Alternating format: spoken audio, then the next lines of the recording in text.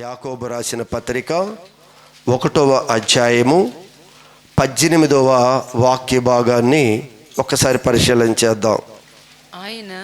ఆయన అంటే ఎవరు? దేవుడు తాను సృష్టించిన వాటిలో మనము ప్రథమ ఫలముగా ఉండునట్లు మనందరము ప్రథమ ఫలముగా ఉండునట్లు సత్యవాక్యము వలన మనలను తన సంకల్ప ప్రకారము దేవుని యొక్క సంకల్పము ప్రకారము మనలను ఆయన కనెను. దేవుడు మన అందరిని కూడా కన్నాడు.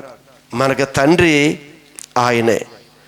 అందుకే ఇక్కడ రాయబడి ఉన్న మాటలో తాను సృష్టించిన వాటిలో మనము ప్రథమ ఫలము. దేవుడు చాలా వాటిని సృజించాడు ఈ భూమి మీద. మనం చూస్తున్నవన్నీ కూడా దేవుడు సృజించినవే.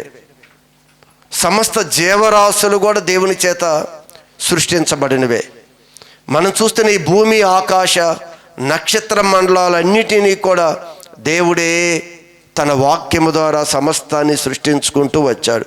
అయితే ఇక్కడ చెప్పే మాట ఏమిటి అంటే, దేవుడు తాను సృష్టించిన వాటిలో మనము ప్రథమ ఫలముగా ఉంచాడు మనల్ని. చాలా ప్రాముఖ్యమైన వారు. మనం జాగ్రత్తగా గమనించగలగాలి. దేవుని సన్నిధికి వస్తున్నప్పుడు నా విలువ ఏంటో మనకు అర్థమైపోవాలి. అసలు మనం ఎంత విలువైన వారమో గత దినాల్లో కూడా చెప్పాను. మనం ఎంత విలువైన వారమో దేవుడు లేఖనాలు చదువుతూ ఉండగానే, వింటూ ఉండగానే, దేవుని ఆలోచన మనకు తెలియచేస్తూ ఉండగానే మనకు అర్థం కావాలి. అయితే మనందరం కూడా ప్రథమ ఫలముగా ఉన్నవారము అని చాలామందికి కూడా తెలియదు. మనందరము కూడా బాప్తిసము ద్వారా మనందరం దేవుని పిల్లలుగా, దేవుని కుటుంబంగా మనం జతపరచబడ్డాం. అందుకే ప్రభువే చెప్తున్నాడు, స్వరక్తిమిచ్చి సంపాదించుకున్న సంఘం. మనందరం ఎలా సంపాదించుకున్నాడో తెలుసా? ఆయన ప్రథమ ఫలంగా సృష్టించాడు. సృష్టించబడిన మనము ప్రభుకి దూరంగా అయిపోయాం. ఆయనే మరలా స్వరక్తిమిచ్చి మనందరి కొరకు ప్రాణం పెట్టి మరలా మనందరినీ కూడా ఆయన సంపాదించుకున్నాడు. ఎందుకు అంటే మనము దేవునికి చాలా విలువైన వారు. ఈ ఒక్కటి చాలండి నిత్యము దేవుని ఆరాధించడానికి, మనం నిత్యము దేవుని స్తుతించి గణపరచడానికి ఒక్క విషయం చాలు. మనం ఎంత ప్రాధాన్యత దేవుడు మనకిచ్చాడా, అంత ప్రాముఖ్యమైన వారు మనం.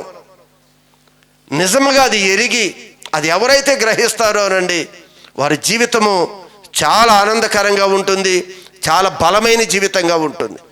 అది నోటి మాటలో కాదు, మీరు నిజముగా దాన్ని గ్రహించి, నిజముగా నేను దేవుడు నన్ను ఈ విధంగా సృజించాడు అనేది నీకు ఎప్పుడు అర్థమవుతుందో తెలియని ఒక ధైర్యం ఉంటుందండి మనలో. తెలియని ఒక ధైర్యం. చాలా విషయాల్లో మనిషి ఎంత ధైర్యంగా ఉంటాడో, ఎంత ఆనందంగా ఉంటాడో, ఆరోగ్యంగాని తన యొక్క జీవిత విధానంలో కూడా అంత మార్పు కలుగుతుందండి.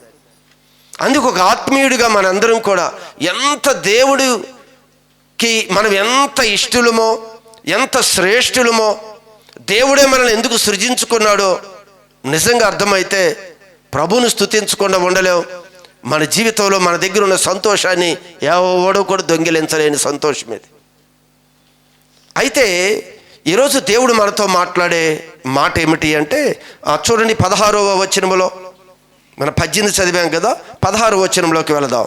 నా ప్రియ సహోదరులారా, మనందరితో ప్రభు చెప్తున్నాడు, నా ప్రియ సహోదరి సహోదరులారా, మీరు మోసపోకుడి.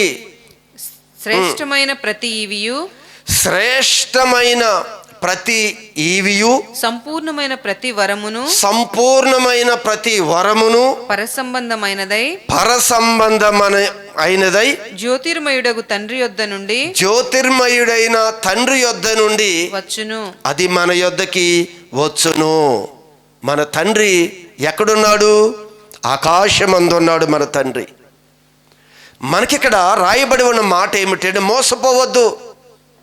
మీరు ఈ భూమి మీద ఏదో దొరుకుతాయి అని, ఎక్కడికో వెళ్ళి ఏదో సాధించుకోవాలని మనిషి ఆరాటపడుతూ ఉన్నాడు. దేవుడు చెప్తాడు, నేను మిమ్మల్ని ప్రథమ ఫలంగా సృజించుకున్నాను కదా, మిమ్మల్ని స్వరక్తమిచ్చి నేను సంపాదించుకున్నాను కదా, మీరు బహుశ్రేష్ఠులు అని ప్రభు తెలియచేస్తూ ఆయన అంటున్నాడు, మీరు మోసపోతున్నారు, మీరు ఇంకా లోకంలో ఏదో దొరుకుతుంది అని, ఏదో చేస్తే ఏదో వస్తుంది అని, మనం పూర్తిగా దేవునికి వేరుగా ఉండి ఏదో సాధించాలని ప్రయత్నాలు చేస్తూ ఉన్నాం. అందుకు ఆయన అంటాడు, మీరు మోసపోవద్దు. ప్రియ సహోదరి సహోదరుడా, మీరు మోసపోకండి. శ్రేష్టమైన ప్రతి ఈవియు, శ్రేష్టమైన ప్రతి ఈవి, శ్రేష్టమైన ప్రతి వరము, ఈ రెండు కూడా ఎక్కడి నుంచి వస్తాయంట? పరసంబంధమైనవి కనుక జ్యోతిర్మయుడైన తండ్రి యొద్ద నుండే మనకు వస్తాయి. ఆయన మనకు తండ్రి అండి. ఈరోజు లోకంలో ఎందుకు మనం పాకులాడుతాం? మనసు ఎందుకు దేవుడి మీద నుంచి తొలగిపోతుంది మనకి? అసలు ఇది మనకు అర్థం కాకపోతే, మన దేవుడు ఎవరో మనకు అర్థం కాకపోతే, మనం సేవించే దేవునికి గొప్పతనం ఏంటో మనకు అర్థం కాకపోతే, మనం కూడా బయట ఏయో ఎత్తుకులాట ఎత్తుక్కుంటూ వెళ్ళిపోతాం. ఖచ్చితంగా నువ్వు ఎక్కడ నాటబడుతున్నావో, ఎక్కడ దేవుడు ఉపదేశంలో వింటున్నావో, ఖచ్చితంగా ఉపదేశంలో దేవుని విశ్వాసం ఉంచి దేవుడు వాక్యాన్ని మనం ఎంత బాగా నేర్చుకుంటే అంత బలవంతులుగా మార్చబడతాం. ఆ పరలోకము నుండి ఆ శ్రేష్టమైన ప్రతి ఈవి, సంపూర్ణమైన ప్రతి వరము మనకు అనుగ్రహించబడతాయి.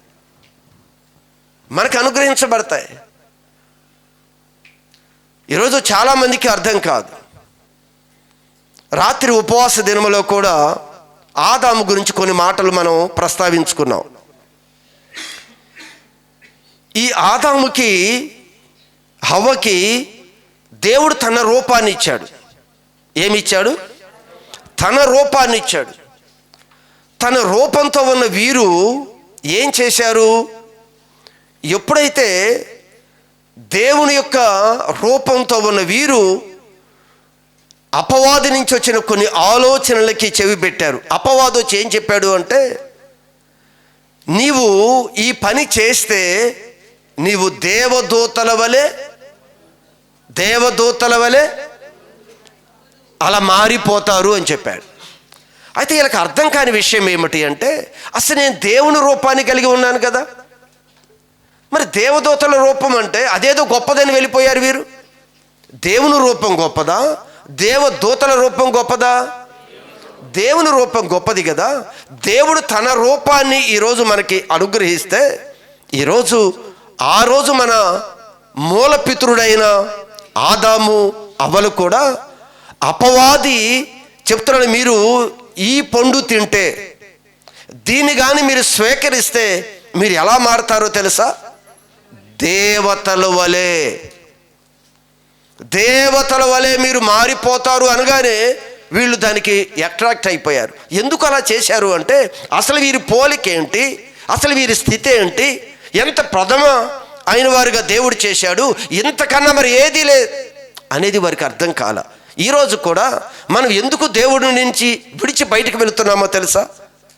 దేవుడు లేకుండా ఏది జరగదు అనే విషయం మనకు అర్థం కాక, సమస్తము దేవుని వల్లే మనకి సాధ్యం కావాలి, కానీ దేవుడికా లేకుండా ఏది అవ్వదు అనే విషయాన్ని మనకి ఈరోజు అర్థం కాలేదు. ఏదో లోకంలోకి వెళితే ఏదో గొప్పవారం అవుతాము అని, ఒకవేళ దేవుని విడిచిపెడితే లోకంలో ఏదో లగ్జరీ లైఫ్ని మనం జీవించగలము అని. ఏమీ ఉండదు. జీవితం అంతా కూడా దుర్భరంగా తయారవుతుంది. మనం అనుకుంటాం దేవుళ్ళ నుంచి అడుగు బయటికి పెడితే లోకంలో మన యొక్క జీవితం చాలా ఎంజాయ్గా ఉంటుంది, సరదాగా ఉంటుంది. లోకంలో ఉన్న వాటి అన్నిటినీ కూడా మనం అనుభవించవచ్చు అని ఎన్నెన్నో కళలు మనం కూడా కంటూ ఉన్నాం. దీనిలో ఉన్న ఆనందం కన్నా లోకంలో ఉన్న ఆనందం గొప్పది కాదండి. ఆనందాన్ని మనం అనుభవించలేక ఈరోజు లోకంలో దేన్నో వెతుక్కుంటూ వెళ్ళిపోతున్నాం. దేవుళ్ళు ఏముందో ముందు మనం గ్రహించలేదు. అన్నాళ్ళు సహవాసం చేశారు కదా వీరు, అన్ని దినాలు దేవుడితో సహవాసం చేశారు కదా, చక్కని ఏదోని తోటలో ఉంచాడు కదా, చిమట కార్చకుండా ఒక మంచి జీవితాన్ని దేవుడు ప్రసాదిస్తే వీరికి ఆ మాటలు వినగానే కోరికలు వచ్చాయి, లోపల ఆలోచనలు వచ్చాయి. మేము కూడా దేవతల వలె మారిపోవచ్చు అనుకున్నారు. ఈరోజు నీవు నేను కూడా ఈ స్థితి ఏంటో నీకు నాకు అర్థం కాలేదు. దేవుడు ఏ స్థితి ఇచ్చాడో మనకు అర్థం కాలేదు. ఏ స్థితిలో మనం ఉన్నామో అర్థం కాలేదు. ఏదో దొరుకుతుందని వెళ్ళిపోతున్నాం. అందుకే బైబిల్ వాక్యం చెప్పేది ఏమిటి అంటే, యెహోవా ఆశీర్వాదము. చూడండి ఒక్కసారి సామెతల పుస్తకము 10వ అధ్యాయము 22వ వాక్య భాగం. సామెతల పుస్తకము ఆశీర్వాదము 10:22. యెహోవా ఆశీర్వాదము ఐశ్వర్యమిచ్చును. మనకి ఐశ్వర్యాన్ని ఇచ్చేదేంటి? మనకి దీవెనిచ్చేదేంటి? మన గొప్పవారిగా చేసేదేంటి? మన ఉన్నతమైన స్థితిలో పెట్టేదేంటి? దేవుని యొక్క ఆశీర్వాదము. ఇది జ్యోతిర్మయుడైన తండ్రి యొద్ద నుండి వచ్చే ఆశీర్వాదం. మనం ఏం చదువుకున్నాం? ప్రతి ఆశీర్వాదమైన, ప్రతి ఈవి అయినా, ప్రతి వరమైనా సరే అది ఎక్కడి నుంచి వస్తుంది?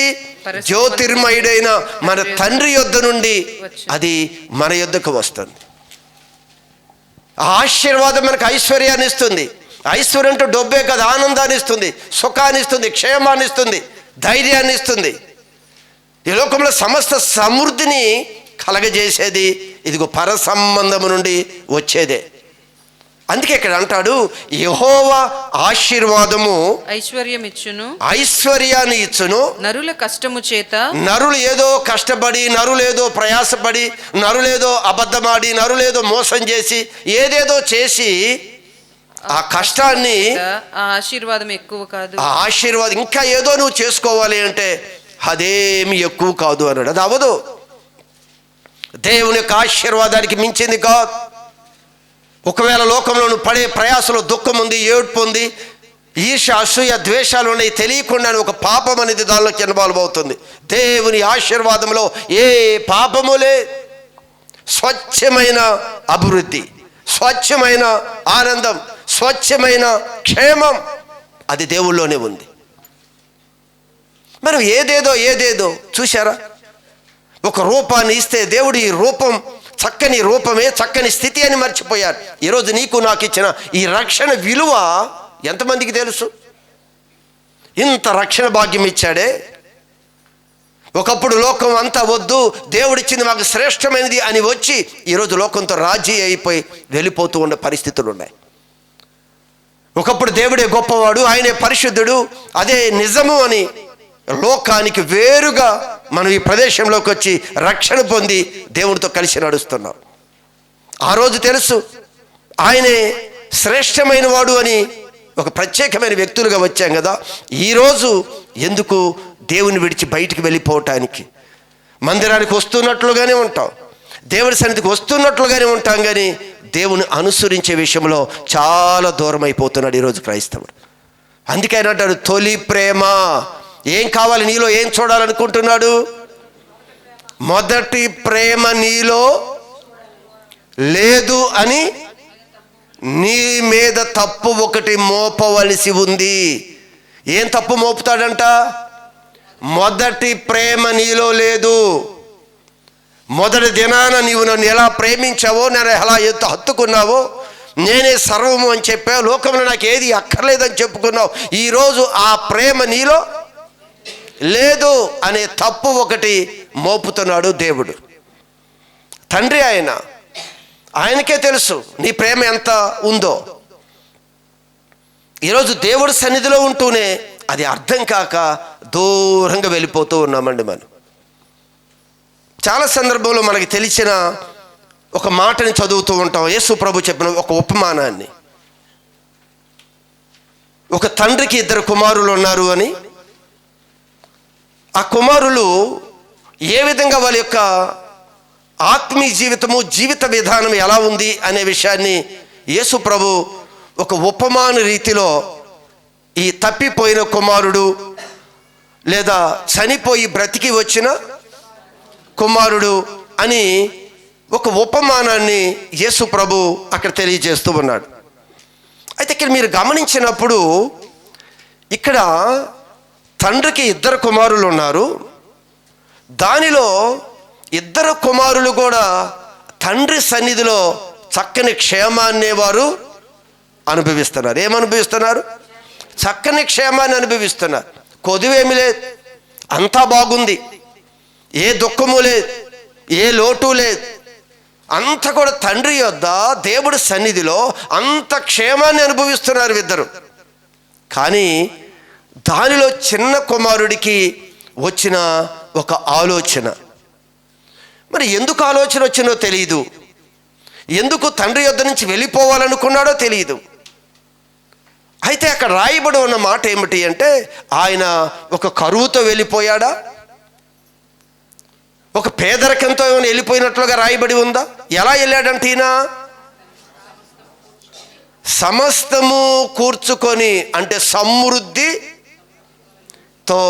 అడుగు బయటికి పెట్టాడు. దేవుడి సన్నిధిలో సమృద్ధి కలిగిన వ్యక్తిగానే అడుగు బయటికి పెట్టాడు. కారణాలు ఏదైనా అయ్యి ఉండొచ్చు, తను బయటికి వెళ్ళటానికి కారణాలు ఏదైనా అవ్వచ్చు. కానీ మన జీవితంలో కూడా ఎన్నో కారణాలు ఉన్నాయి. ఈరోజు దేవుడి మీద నుండి మనసు తొలగించటానికి, దేవుడి సన్నిధిని నిర్లక్ష్యం చేయటానికి, దేవుడు సన్నిధి నిర్లక్ష్యం చేసేవారు చాలామంది ఉన్నారు. కారణం ఏదైనా అవ్వచ్చు, కానీ దేవుడి సన్నిధికి నిర్లక్ష్యం చేస్తే ఎదురయ్యే పరిస్థితులు మాత్రం మనం ఎరిగి ఉండాలి. కారణాలు ఎన్నెన్నో ఉండొచ్చు, 1,00,000 కారణాలు చెప్పు నువ్వు. అందువల్ల నేను రాలేదు, అందువల్ల వెళ్ళిపోయాను, అందువల్ల ఆ పని చేశాను, అందువల్ల దేవుడి మాటను ధిక్కరించాను, అందువల్ల దేవుడి మీద తిరుగుబాటు చేశాను. నువ్వు 1,00,000 కారణాలు చెప్పు. కానీ ఆ మార్గాన్ని తప్పి వెళ్ళిపోయిన తర్వాత వచ్చే భయంకరమైన శిక్షణ మాత్రం మనం ఎప్పుడూ జ్ఞాపకం ఉంచుకోవాలి. రాబోయే పరిస్థితిని మనం గమనించాలి. నువ్వు రీజన్స్ చెప్పుకుంటూ ఇది కారణం, ఇది కారణం, సాకులు ఎన్నైనా చెప్పొచ్చు. మనం బైబిల్ గ్రంథంలో యేసు ప్రభువే చూపించాడు, బోల్డ్ మంది బోల్డ్ సాకులు చెప్పారంట, కొత్త కొత్త సాకులు. మరి అవన్నీ కూడా మనం చాలా సందర్భంలో విన్నాము. ఆ మాటలు సాకులు చెప్పారంట. అయ్యా రండయ్యా అంటే బోల్డ్ సాకులు. ఈరోజు కూడా దేవుడు సన్నిధికి వస్తున్నట్లుగానే ఉన్నాం, కానీ దేవుడు అంటాడు, వీరు రాదగిన విధముగా నా యొద్దకి రావటం లేదు. ఆ మాట ఎన్నిసార్లు చెప్పినా మనకి ఆ గ్రహింపు అనేది ఈ రోజుకి రాలేదు, మరి ఎప్పుడు వస్తుందో తెలియదు. కానీ అక్కడ గమనించండి, తప్పిపోవటానికి, వెళ్ళిపోవటానికి, ఇప్పుడు ఆదాముకి కారణం ఏదైనా అవ్వచ్చు, రీజన్ ఏదైనా అవ్వచ్చు. ఆయన వచ్చి ఆ మాటలు చెప్పాడు, ఇవి వచ్చి ఇది చెప్పాడు, ఆ మాటలు విని మేము ఇలా చేసాం, రీజన్స్ ఏదైనా అవ్వచ్చు. కానీ పరిస్థితి ఎంత దారుణంగా ఉందో బయటికి అడుగు పెడితే అనే విషయాన్ని ఈరోజు మనం జాగ్రత్తగా మెలకుగా ఆ విషయాన్ని మనం గ్రహించాలి. అయితే ఈ కుమారుడు అన్నీ తీసుకున్నాడు. కారణాలు ఏంటి అని అడిగితే అది మన కారణాలు ఏవైనా మనం ఊహించుకోవచ్చు. కానీ అయితే ఆ ప్రదేశంలో నుంచి లెఫ్ట్ అయిపోయాడు. మంచి ధనాన్ని పట్టుకున్నాడు, కావలసినవన్నీ తీసుకున్నాడు, మంచి ఆరోగ్యంతో ఉన్నాడు, మంచి డబ్బు ఉంది, వెళ్ళిపోయాడు. తన మనసుకి నచ్చిన విధంగా తన జీవితాన్ని గడపాలనుకున్నాడు అనే విషయం మాత్రమే ఇక్కడ మనకు అర్థమవుతుంది. ఇక్కడ ఉంటే బోల్డ్ రిస్ట్రిక్షన్స్ కదా. ఇప్పుడు దేవుడి సన్నిధిలో ఉన్నంత కాలం వాక్యం ఏం చెప్తుంది? అలా మాట్లాడొద్దు, నువ్వు అలా నడవద్దు, అది మానుకో. వచ్చిన సమయమల్లా, వాక్యం తీసినప్పుడల్లా, సేవకుల దగ్గర కూర్చున్నప్పుడల్లా, నువ్వు దేవుడి సన్నిధిలో ప్రార్థనలో కూర్చున్నప్పుడల్లా కూడా ఏమని హెచ్చరికలు వస్తాయి? జాగ్రత్త, జాగ్రత్త.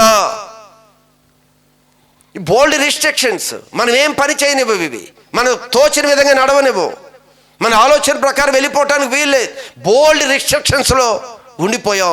ఇక ఒక నిర్ణయానికి వచ్చాం, మనం ముందు ఇక్కడ పరిస్థితి నుంచి లెఫ్ట్ అయిపోతే మన తోచిన విధంగా మనం వెళ్ళిపోవచ్చు, మనం నచ్చిన విధంగా మన జీవితాన్ని ముందు కొనసాగించవచ్చు అనే ఒక ఆలోచన మీద ఇదిగో ఈ కుమారుడు తన ధనాన్ని పట్టుకున్నాడు, ఇంటి నుండి లెఫ్ట్ అయిపోయాడు, వెళ్ళిపోయాడు. తండ్రిని అడిగాడు, అయ్యా నాది నాకు ఇచ్చేయి అన్నాడు, నా వాటా నాకు ఇచ్చేయి అన్నాడు.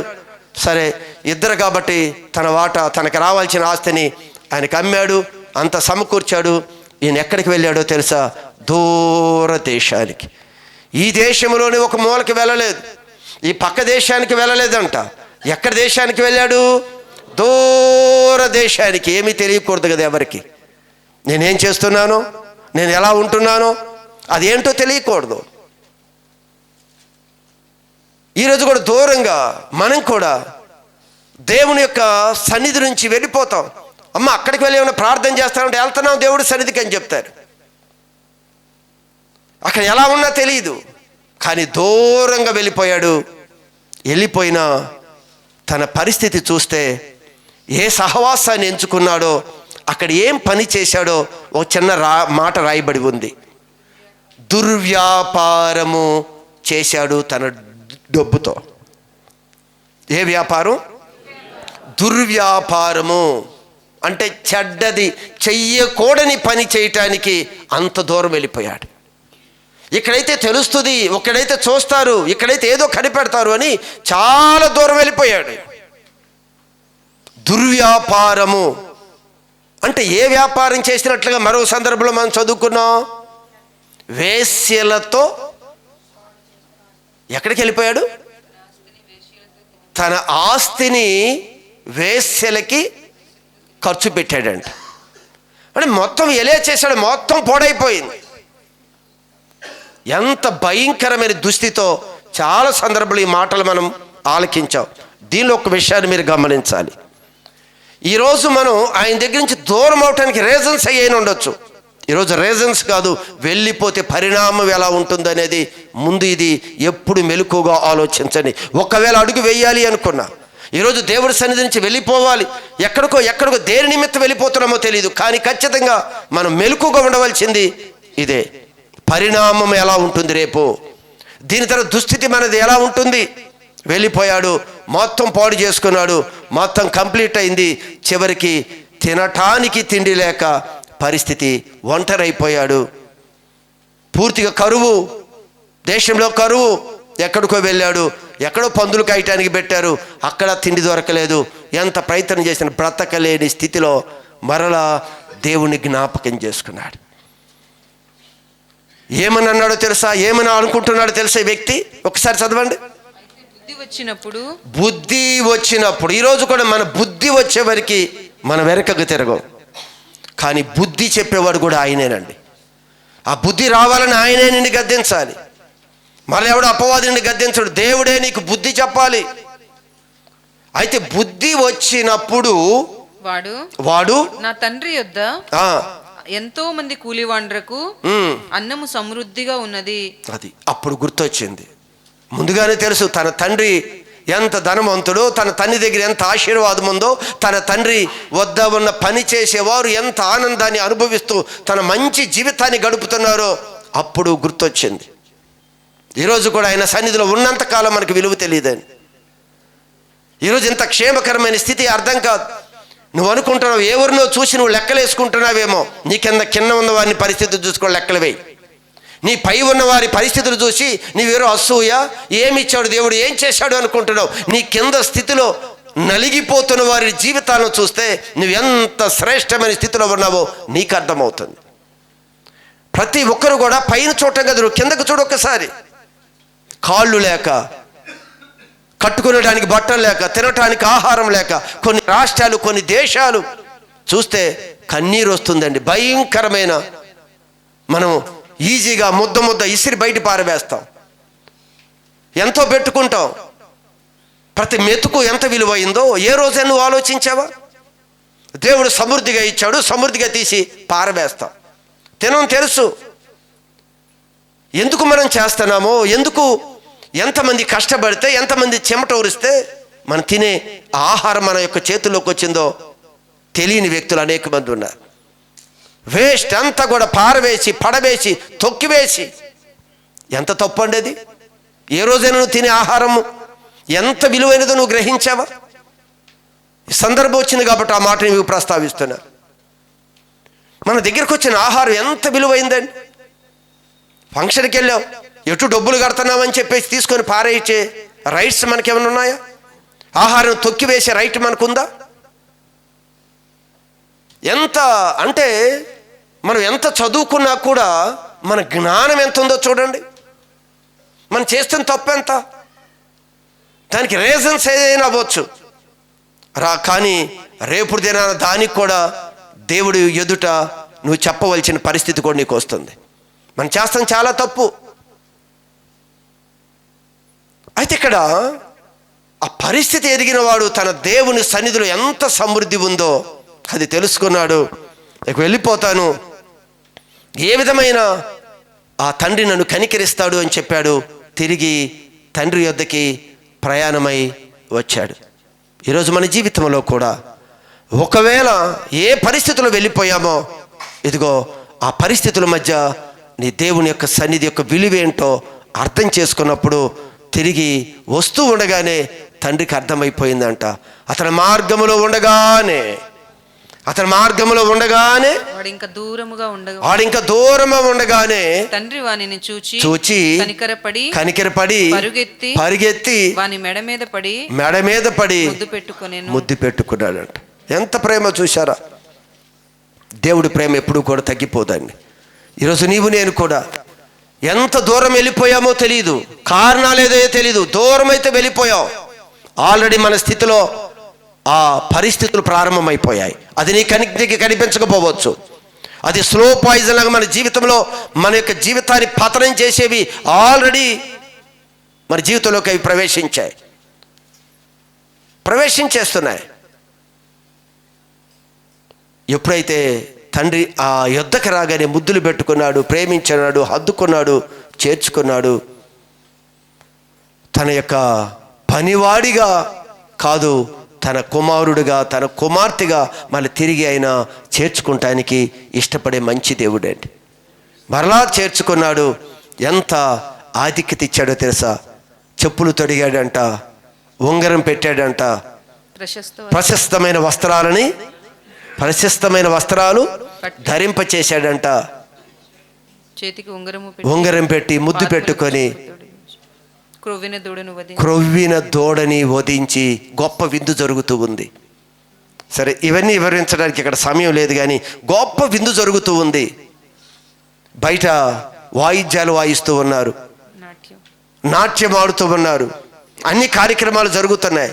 ఒక పెళ్లి కార్యక్రమానికి ఎలా నాట్యాలు, ఎలా వాయిద్యాలు వాయించుకుంటూ ఉంటారో, ఇదిగో చనిపోయి బ్రతికిన నా కుమారుడు, తప్పిపోయి దొరికిన నా కుమారుడు అని తండ్రి ఆనందంతో తన వెంట పనివారు అందరి మధ్య గొప్ప విందు జరుగుతూ ఉంది. ఈలోపు పెద్ద కుమారుడు తన పనులు ముగించుకొని గృహానికి వస్తూ ఉన్నాడు. అందరిని అడిగి, ఏంది మా ఇంటి దగ్గర ఇంత హంగామా, నాకు తెలియకుండా ఇంత అలజడి, ఇంత సంతోషం ఉంది, నేను ఒక్కడే కుమారుణ్ణి, నాకు తెలియకుండా ఈ కుటుంబంలో ఇంత ఏం జరుగుతుంది అనుకున్నాడేమో. హడావుడిగా ఆ ప్రదేశంలోకి వస్తూ కొంతమందిని అడిగాడంట ఈ పెద్ద కుమారుడు. అడిగినప్పుడు వాళ్ళు ఏం చెప్పారో, దాసుల్లో ఒకని పిలిచి ఇది ఏమిటి అని అడగగా, ఆ దాసుడు అతన్ని చూచి, నీ తమ్ముడు వచ్చి ఉన్నాడు, అతడు తన యొద్దకు సురక్షితముగా వచ్చినందున నీ తండ్రి క్రొవ్విన దూడను వధించెను అని చెప్పాడు. క్షేమంగా వచ్చాడు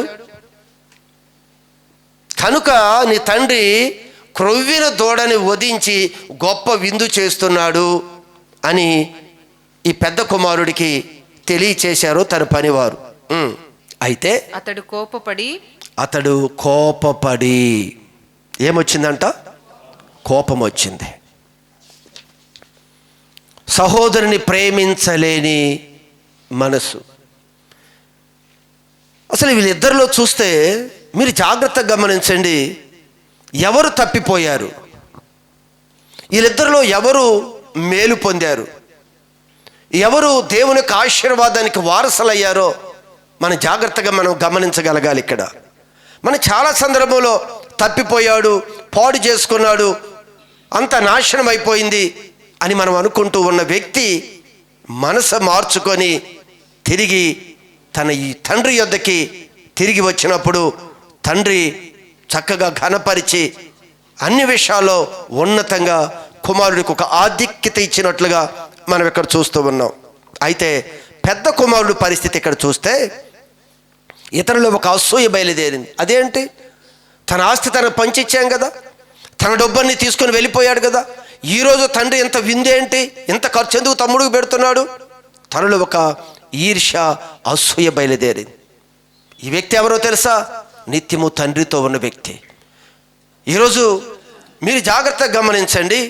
తను కోపముతో బాధతో లోపలికి వెళ్ళనొల్లక బయటే ఉండి, నేను ఇంట్లోకి రాను, నేను ఇంటిలోనికి రాను, వాడిని ఇంట్లోకి రానిచ్చావు కదా, పాడు చేసి పాపం చేసి తప్పు చేసి నీ మాట మీద తిరుగుబాటు చేసి ఇంత నష్టపరుచుకొని వెళ్ళిపోయిన వ్యక్తి నువ్వు ఇంట్లోకి రానిచ్చావు కదా, అతను ఇంటిలోనే ఉంటే నేను ఇంటిలోనికి రాను అని ఇదిగో మొరాయించి ఇదిగో బయట ఏమనుంది అక్కడ, లోపలికి వెళ్ళనొల్లక పోయెను.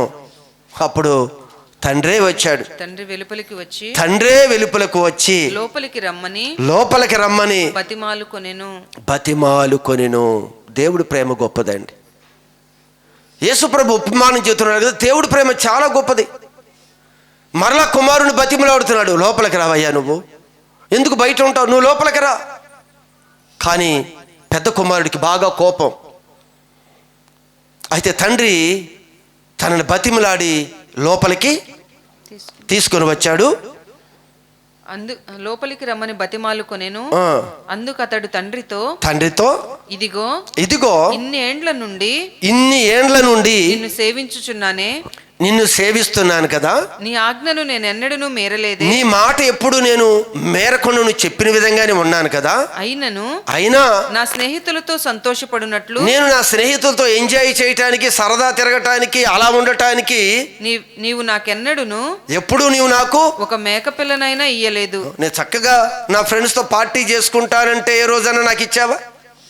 నా ఫ్రెండ్స్తో సరదాగా తిరుగుదామంటే ఎప్పుడైనా నన్ను పంపించావా? ఎప్పుడు వెళ్ళకూడదు, ఎప్పుడు ఎక్కడ ఉండాలి అక్కడ కూర్చోవాలి. వీడు శుభ్రంగా తిరిగి వచ్చాడు, హాయిగా ఎంజాయ్ చేసి వచ్చాడు, అయినా వాడిని తీసుకొని వచ్చావు. నేను నీ మాట వింటూ నీ దగ్గర ఉండు, నువ్వు వెళ్ళొద్దంటే వెళ్ళలేదు, కూర్చోమంటే కూర్చున్నాను, స్నేహితులు వద్దయ్యా అంటే స్నేహితుల దగ్గర సహవాసం చేయలేదు. ఒక్కరోజైనా పార్టీ చేసుకుంటానికి ఏదన్నా నువ్వు నాకు ఇచ్చావా? తన హృదయంలో ఉన్నదంతా కూడా మాట్లాడుతూ ఉన్నాడు. నేను ఏమీ అనుభవించలేదయ్యా, నేను నీతోనే ఉన్నాను, నీ మాట వింటున్నాను, కానీ నేనేమీ అనుభవించలేదు. అంటే ఏమీ లేవు అక్కడ. నీ తండ్రి ఇంట్లో సమృద్ధి ఉంది. సమృద్ధి ఉన్నప్పుడు ఈ కుమారుడు ఎందుకు అనుభవించలేదు? ఎందుకు ఆ సమృద్ధిని అనుభవించలేని స్థితిలో ఉన్నాడు ఈ కుమారుడు? చెప్తున్నాడు, ఒక్కటైనా నాకు ఇవ్వలేదు, నా స్నేహితులతో సరదాగా ఉండనివ్వలేదు. ఇంకెన్ని మాట్లాడినాడో తెలియదు, కానీ అక్కడ రాయబడి ఉన్న మాట చూసినప్పుడు చాలా ఆశ్చర్యం వేస్తుంది. అందుకు తండ్రి సమాధానం చెప్పాడు తెలుసా? అందుకు అతడు, కుమారుడా నీవెల్లప్పుడూ నాతో కూడా ఉన్నావు, ఎప్పుడు నాతోనే ఉన్నావు, ఎన్ని సంవత్సరాలు, నావన్నీ నీవే, నువ్వు రక్షణ పొందుకున్న దినం చెప్పు, నువ్వు నాతోనే ఉన్నావు కదా, నావన్నీ నీవే కదా. గమనించండి సంగమా, ఈరోజు సంఘములో కూడా ఒక వ్యక్తి తప్పిపోయి తిరిగి వచ్చి తన మనస్సు మార్చుకొని బలవంతుడిగా నిలబడి దేవుని యొక్క కృపను పొందుకొని వర్ధిల్లుతున్న వారు ఉంటే, కొంతమంది దేవుడితోనే ఉండి దేవుని యొక్క శక్తిని ఆశ్రయించకుండా దేవుడి సన్నిధిలో ఏమున్నాయో గ్రహించక అనుభవించలేని వారు కూడా సంఘంలో అలానే ఉండిపోయారు. దేవుడు నాకేమి ఇవ్వలేదు, దేవుడు సుఖాన్ని ఇవ్వలేదు, దేవుడు నాకు అన్ని రిస్ట్రిక్షన్స్ పెట్టాడు అనుకుంటున్నావే, కానీ దేవుడు సన్నిధిలో ఉన్నదాన్ని అనుభవించడానికి అర్థం కాల వ్యక్తికి తండ్రి అంటున్నాడు, నావన్నీ నీవే. తండ్రివన్నీ మనయ్య అయినప్పుడు, ఆయన కుమారుడిగా మనమున్నప్పుడు, ఆయన కుమార్తెగా మనమున్నప్పుడు ఆయన మనం ఎందుకు అనుభవించలేకపోతున్నాం? దేవుడి వాక్యం చెప్తుంది, సమస్త ఏమి ఆ పరలోకం నుంచి వస్తాయని చెప్పాడు.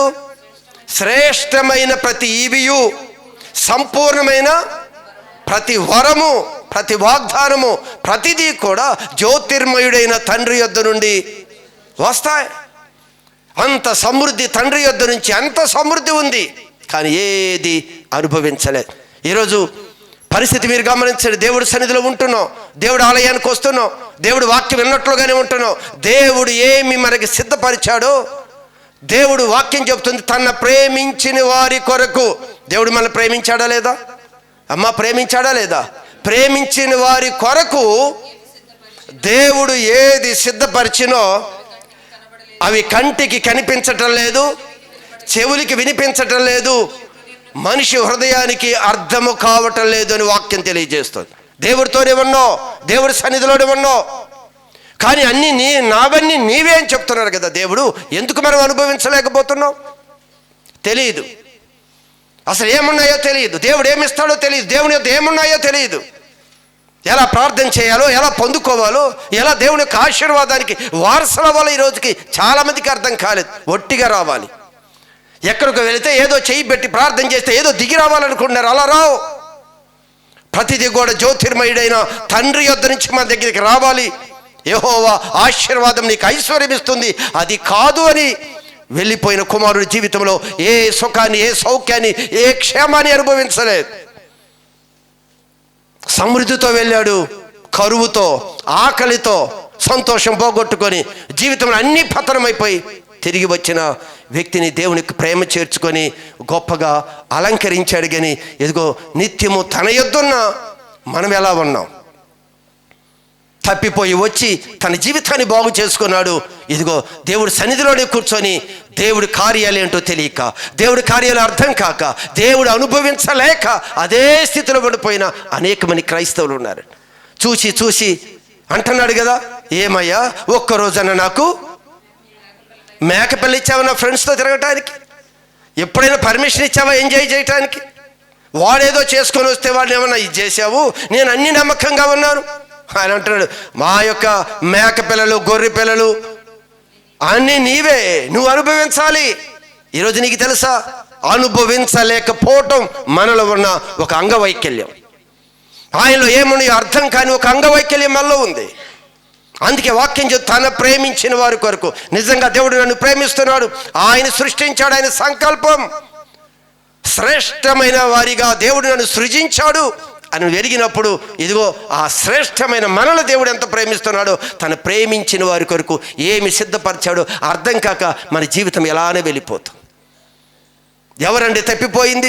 ఎవరండి దేవుని ఆశీర్వాదానికి దూరమైంది? దేవుడితో ఉన్నాము అనుకుంటూ మోసపోతున్నాం. ఈరోజు ఎవడో తప్పిపోయిన వాడు తాగి జీవితాన్ని పాడు చేసుకుంటున్న వాడిని ఏలు బట్టి చూపిస్తున్నాం. వాడు తప్పు చేశాడు వాస్తవమే, కానీ దేవుడు సన్నిధిలో ఉంటూ మనం ఎంత గ్రహించాం, మనమేం పొందుకున్నాం, అసలు ఏమున్నాయో మనకేం అర్థమవుతున్నాయి, మనము అనుభవించటం లేదు. అందుకే క్రైస్తవ కుటుంబాలు ఎప్పుడు అలానే విడిపోతున్నాయి.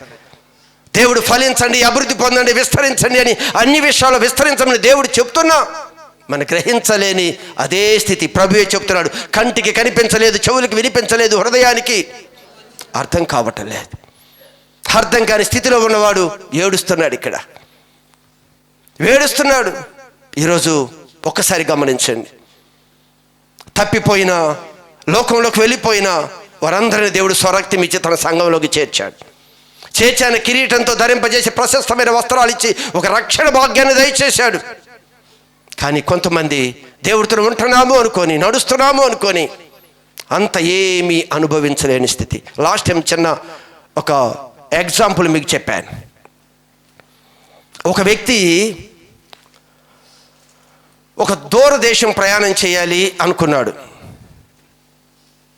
అనుకొని తనకున్నది అంతా కూడా అమ్ముకొని ఒక షిప్లో ప్రయాణం చేయటానికి కావాల్సిన టికెట్ను కొనుక్కున్నాడు. తను ఉన్నదంతా అమ్మాడు. అది ఎన్ని వేల రూపాయలు, ఎన్ని లక్షల రూపాయలు, తనకున్న ఆస్తి చివరికి ఒక్క రూపాయి కూడా లేకుండా మొత్తం దానికి హెచ్చించేసి ఒక టికెట్ కొనుక్కున్నాడు షిప్లో ప్రయాణం చేయటానికి. షిప్పు ప్రయాణం ఎప్పటి నుంచో తన కలేమో, మరి ఆ ప్రయాణాన్ని కొనసాగించడానికి టికెట్ కొనుక్కున్నాడు. ఓ టికెట్ ఇచ్చారు. టికెట్తో పాటు ఆ యొక్క షిప్పు ప్రయాణంలో ఉన్న ఫెసిలిటీస్ ఏంటో, మరి దాని యొక్క రిస్ట్రిక్షన్స్ ఏంటో అన్నీ కూడా ఓ బుక్లెట్ ఇచ్చారు, టికెట్ ఇచ్చారు. హాయిగా ఇవన్నీ సర్దుకున్నాడు. శుభ్రంగా ప్రయాణం ఒక కొద్ది నెలల పాటు ఇది ప్రయాణం ఉంటుంది కదా అనుకొని కావలసిన కొన్ని ఆహార పదార్థాలన్నీ కూడా సిద్ధపరచుకొని ప్రయాణానికి రెడీ అయిపోయి ఆ యొక్క షిప్పు ఎక్కాడు. అది ప్రయాణాన్ని కొనసాగిస్తూ ఉన్నాడు. అయితే ఆ ప్రయాణం కొనసాగించేటప్పుడు తన దగ్గర ఉన్నది, ఒకవేళ చాలా దినాలు ప్రయాణం ఉంది కదా, ఒక్కసారి దీన్ని తినివేస్తే మరలా రేపటికి ఉంటుందో లేదో, ఈ ప్రయాణం మధ్యలోనే మనం ఇబ్బంది పడిపోతామో అని ఆ ఉన్న దానిలోనే చిన్నది ఏదో తిని నీళ్లు తాగి అలా కూర్చుంటూ ఉండేవాడు. అయితే ఈ షిప్ లోపల చాలా ఈవెంట్స్ జరుగుతూ ఉన్నాయి, గొప్ప గొప్పవి. ఇప్పుడు కూడా కొన్ని షిప్పు ప్రయాణాలు జరుగుతున్నాయి. ఒక ఏం షిప్పు, క్రూజ్ షిప్. ఆ షిప్పు ప్రయాణంలో మన టికెట్ ఎంత అని తీసుకుంటే లోపల అన్ని రూమ్స్ వాళ్ళే, అకామిడేషన్ అంతా వాళ్ళే, ఫుడ్ వాళ్ళే, తాగినంత లెక్కర్ వాళ్ళే ఇస్తారంట అన్నీ. ఇంకా క్లబ్, గేమ్స్, జిమ్ము, అది కొన్ని నెలలు ప్రయాణం అంతా వెళ్ళి వచ్చేవరికి మనం ముట్టుకునే టికెట్ కొని కూర్చుంటే మన దిగేవరికి సమస్తాన్ని నీవు అనుభవించటమే. మరి ఈ బిడ్డ కూడా షిప్ ఎక్కాడు, కూర్చున్నాడు. అందరూ ఎంజాయ్ చేస్తా ఉన్నారు, అనుభవించే వాళ్ళు అనుభవిస్తూ ఉన్నారు. దీనిలాగా కొంతమంది అలానే తెచ్చుకొని బిస్కెట్లు లోపల వేసుకోనో, చిన్నవి వేసుకోనో, కొంచెం వాటర్ తాగో, ఆకలిని చంపుకోనో తన ప్రయాణంలో వెళ్ళిపోతూ ఉన్నారు. అయితే ఇవన్నీ కూడా జరుగుతున్నప్పుడు అక్కడ ఈ కిచెన్లో లేకపోతే వారికి కావాల్సిన డ్రింక్స్ సప్లై చేసేవారు అనుకున్నారు. వీరు ఎప్పుడు ఒక్కరోజు కూడా ఏ డ్రింక్ తాగటానికి కానీ, ఏ ఫుడ్ తీసుకునటానికి కానీ దేనికి రావట్లేదు. వీరు ఎందుకు అలా వారు పక్కకి ఉండుకొని ఏదో చాటుగా అలా కూర్చుంటున్నారు? ఏ రోజు కూడా ఆహారికి రావట్లేదు ఏంటి, ఏ ఈవెంట్లో కూడా పాల్గొంటలేదు ఏంటి అని వారికి ఆశ్చర్యం వేసింది. చాలా ఈ వ్యక్తులు తింటున్నారు. కొన్ని దినాల తర్వాత తిన్న ఫుడ్ అయిపోయింది, అక్కడేదో నీరు తాగుతూ దానిలో ఏదో తాగుతూ తన కొనసాగిస్తున్నప్పుడు వారు ఒక దినాన్ని వెళ్ళి పిలిచారు, అసలు మీ టికెట్ ఉందా లేదా అని. ఇతనితో పాటు కొంతమంది, అయ్యా మేము టికెట్ మా యొక్క కష్టార్జితను అంతా హెచ్చించేసి మేము టికెట్ కొనుక్కున్నాము, మరి ఏ రోజు కూడా క్యాంటీన్కి కానీ, ఫుడ్కి కానీ, డ్రింక్స్కి కానీ రాలేదేంటి అంటే, మా దగ్గర ఏమీ పైసలు లేవు, కొనుక్కోవటానికి మా దగ్గర ఏదీ లేదు అన్నారంట. అప్పుడు ఏది అసలు మీరు టికెట్ ఏది రమ్మని అడిగినప్పుడు వారు టికెట్ తీసుకొని చూశారంట. ఆ టికెట్ తీసుకున్నప్పుడు దానితో ఇచ్చిన బుక్లెట్లో ఉన్నవన్నీ కూడా చదివి వినిపించారయ్యా, దీనిలో అడుగు పెట్టిన దినము నుండి మీ చేతి ఖర్చు ఏదీ లేదు, సమస్తం కూడా మేమే బరాయిస్తాం. టికెట్ కొన్నావు కదా, ఈ టికెట్ అంత విలువైనది, దీనిలోనే అన్నీ ఇంక్లూడ్ అయి ఉన్నాయి, నీకు కావాల్సినది అన్నీ కూడా ఇన్ని దినాలు ఇన్ని నెలలు దీని ఉన్న లగ్జరీని నువ్వు అనుభవించలేకపోయావు అని చెప్పుకుంటూ వచ్చారంట. ఈరోజు సంగమం మీరు గమనించండి, బోరున తలబాదుకొని ఏడ్చుకొని మరి తన దుఃఖపడ్డాడు. చివరికి షిప్పు తిరిగి తన యొక్క ప్రదేశానికి చేరిపోయింది. తన జీవిత కాలంలో ఏది అనుభవించలేని స్థితి. ఈరోజు మనం కూడా ప్రభు మనకి రక్షణ ఇచ్చాడు. ఈ రక్షణ వెనక ఆశీర్వాదాలు ఏమున్నాయో, ఈ రక్షణ వెనక దీవెనలు ఏమున్నాయో, ఈ రక్షణలో దేవుడు మనకి ఏమిచ్చాడో నువ్వు గ్రహించనంత కాలం ఈ వ్యక్తి అంటున్నాడు, అయ్యా ఇన్నాళ్ళు నీతోనే ఉన్నాను కదా. ఈ కుమారుడు అంటాడు, తండ్రి నేను నీతోనే ఉన్నాను కదా, నువ్వు చెప్పిన మాట విన్నాను కదా, నీ మందిరానికి వస్తున్నాను కదా, నేను ఆరాధిస్తున్నాను కదా, ఏ ఒక్కరోజు నేను సుఖంగా అనుభవించడానికి నువ్వు నాకేమి ఇవ్వలేదు. ఆయన అంటున్నాడు, నావన్నీ నీవే కదా అయ్యా, నువ్వు ఏది కావాలంటే తీసుకొని హ్యాపీగా నువ్వు ఉండాలి కదా. ఈరోజు దేవుడిచ్చిన వాగ్దానాలు ఏంటో మనకి అర్థం కానంత కాలం క్రైస్తవుడు ఆ విధంగానే ఉండిపోతాడు. ఏమీ అనుభవించలే, ఏమి దాచాడో, ఏమి ఉంచాడో, దేవుడు ప్రేమిస్తున్న వారికి ఆయన ఏమి సిద్ధపరిచాడో ఈరోజు మనం అర్థం చేసుకోకపోతే మన జీవితంలో చాలా నష్టాన్ని చూస్తామండి. ఎంత ఆనందాన్ని ఇచ్చాడో తెలుసా, ఎంత ధైర్యాన్ని, దేనికి భయపడొద్దు. ఎందుకు భయం? ప్రతి పరిస్థితిలో సహాయం చేయడానికి ఆయన శక్తిమంతుడని తెలుసా, ప్రతి పరిస్థితుల్లో ఆయన బాగు చేయగలిగేవాడని తెలుసా, ప్రతి ప్రార్థనకి జవాబిచ్చేవాడని మనకి తెలుసా. ఎన్నో తెలియక అంటున్నాడు, నాకేది ఇవ్వలేదంటే దేవుడు ఒకటే చెప్తున్నాడు, తండ్రి అన్నీ నావన్నీ నీవే. ఈ ఉదయకాలం నాతో ఆయన మాట్లాడుతున్నాడు, నావన్నీ నీవే. ఇవన్నీ కూడా పరసంబంధమైనవి, జ్యోతిర్మయుడైన దేవుని యొద్ద నుంచి మీకు వస్తాయి. వాటిని నువ్వు అనుభవించాలి, వాటిని నువ్వు తీసుకోవాలి. నీకు రైట్స్ ఉన్నాయి, ప్రభా నాకు ఇది కావాలి, ప్రభా నాకు ఇది.